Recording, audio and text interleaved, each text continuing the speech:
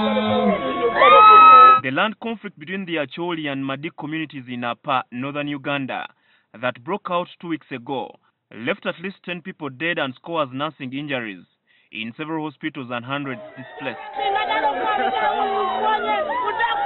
A number of senior political leaders on both Acholi and Madi side have been accused of fueling the conflict.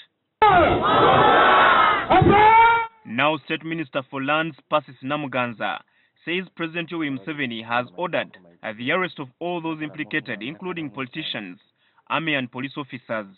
I want to appreciate the presidential directive, and also the president has guided that whether it is who, whether it's a general, whether he is a member of parliament, whether it's LC5, whether it's a NIALM, whether it's not a NIALM, if there is information that they facilitated this exercise in one way or another, they should be arrested and presented for courts of law and charged with murder.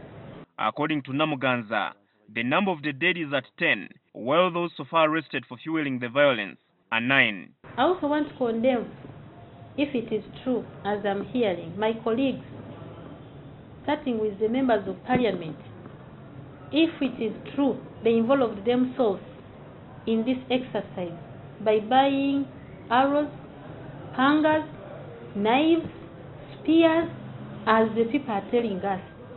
That is highly condemned. It's very unfortunate. On Wednesday, Acholi Paramount Chief wrote David Onen Ochan called for the arrest of those named in the violence, following claims that they were at large. I think the government should use the law to get these people, pinned down. And what still, if these are people who are public leaders, then I think what they should do is they should help themselves by resigning from public offices. On Friday evening, President Museveni met leaders from Acholi sub-region at State House Entebbe in a bid to find remedies to the land dispute. Meanwhile, it appears Junior Lands Minister Namuganza still has a bone to pick with her predecessor Ida Elios Nantaba, who is now State Minister for ICT.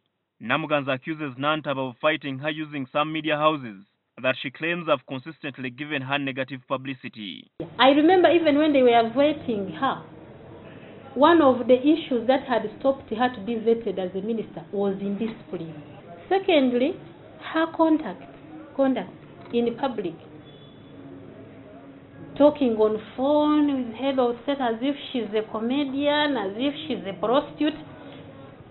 It humbled us, some of us who take the president as our father. A tabloid newspaper recently carried a report quoting sources that claimed that a verbal exchange ensued at the cabinet meeting at State House Entebbe, where Namuganza was pitted against other ministers. One of the persons who gave them this story is my colleague Nantaba, and he was telling them what happened to cabinet, and that they also confirmed with my colleague Honorable Mungi. I said, okay, if there is a forum where you are summoned to come, will you confess? They said yes. So this is very unfortunate. In March, the two ministers engaged in a public exchange during a meeting in Kampala called by Lands Ministry to engage legislators from Buganda region. If a minister can't really control herself when people are speaking, then you'd rather be an LC1 chairperson. You need to listen. We are talking sense here. Please control. I think that's what we fear, what the spirit. And we want to know what is going on in the house. Habad Ziwa, NTV Weekend Edition.